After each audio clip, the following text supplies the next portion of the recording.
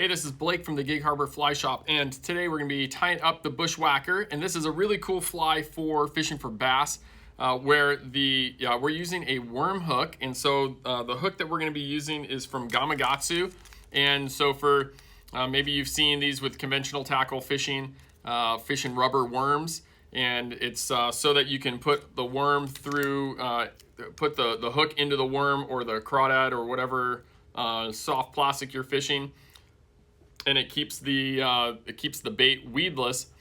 When the fish hits it and you set the hook on it, the hook punches through the plastic and hooks the fish. And so it's a really creative way to tie a fly. And so we're going to be tying on this hook, and it's a offset shank worm hook in the EWG. So it's an extra wide gap hook. And there's just a small area to tie on, and so we'll go over that. But here's what it looks like. There's some really cool different ways to tie it up. This one is kind of like in a fire tiger color with the bright orange chartreuse over the top and the yellow. And then I even put a couple beads on the hook just to kind of give it a little bit of extra weight on the keel. So for this fly, it's more of a style fly than an actual, like there's an actual recipe at this point. And it's kind of like the Clouser and how it's kind of morphed and changed over. And so I have a couple different flies right here that have been tied with all sorts of different materials. And so some of them I've tied with bucktail, like especially on the bottom with bucktail, and then like I'll use like an SF flash blend over the top, slinky fiber. I like putting crystal flash in it because the crystal flash, being that twisted mylar, it's a little bit stiffer. And so one of the things that you want is to have a material that's stiff, so that if you hit any kind of like you hit sticks or vegetation or anything like that, you want this material to be stiff enough for it to be weedless. But there's a way to make this weedless as well. So I take 30-pound mono, and then what I do is I take a pair of pliers and I crimp the mono so that it's flat. And then that way when I tie it in, it'll stay in place.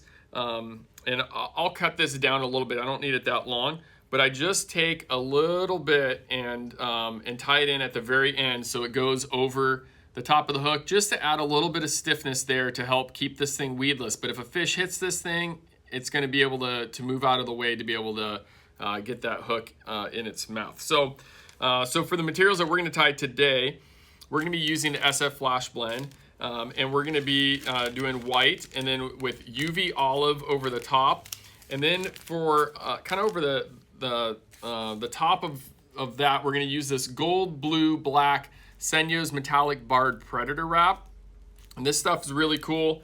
There's a ton of material in a package, and it's got like a really cool coloration to it. A lot of different colors available, and so we'll put this over the top to kind of give it a little bit of flash, a little bit of effect, and then we'll put that mono over the top to make that barbless. So we'll go step by step through this. We'll finish it off with some 3D molded eyes from Flyman, and here we go.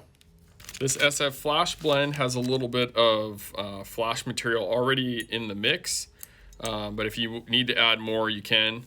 So I usually pull out a big chunk of it, and then I'll fold it in half, cut it, because then it just kind of keeps that taper to it.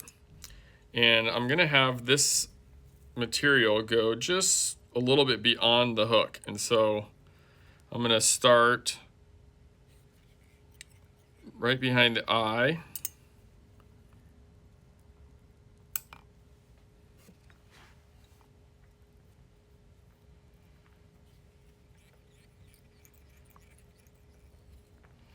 Now all this material is going to just progressively get worked back. We don't want to crowd the eye of the hook too much. UV olive.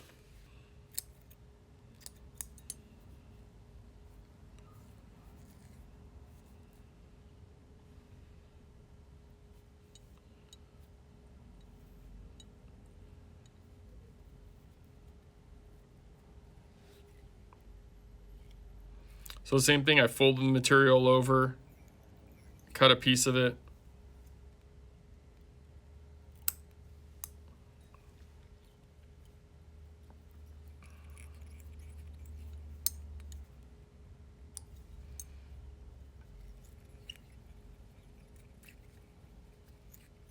Now with synthetic materials, you can always go back and I can always trim and change the length, etc. If you're tying in those natural materials, like on this one, I tied in bucktail under the bottom, and then did the SF flash with flash blend with some ripple ice over the top of it. You know, if you do the bucktail, then you're stuck with the length. So just make sure you measure. Okay, so now here's that predator wrap, and I'm just gonna pick a small piece.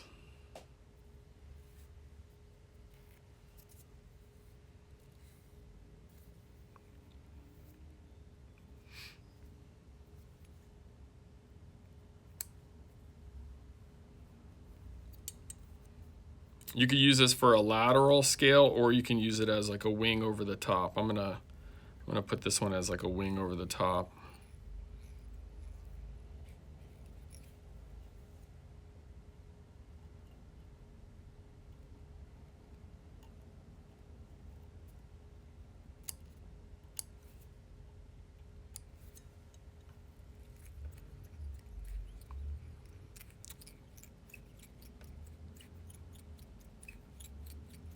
Sometimes with these light wire hooks, they move so much when you're tying that you have to kind of hold the hook in place. So sorry for covering up what's kind of happening here, but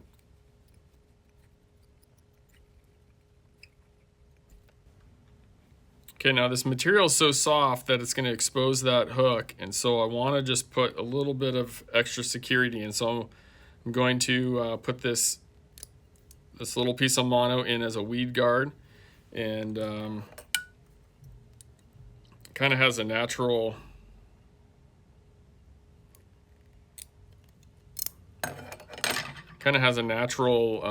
bend to it. This is 30 pound. So I took pliers and I flattened that part right there, so it ties in really easily.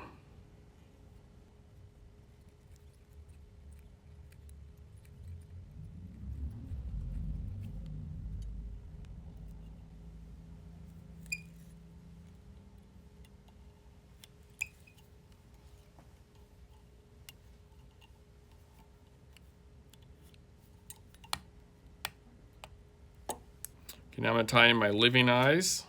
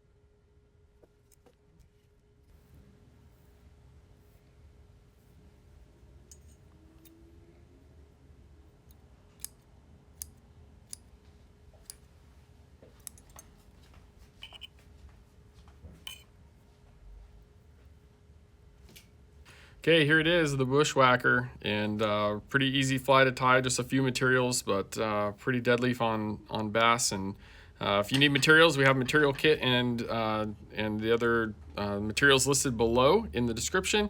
Make sure you subscribe and get updated with everything we have coming out. And hope you're having fun tying flies and fishing flies that you've tied yourself and catching some fish on them. Thanks.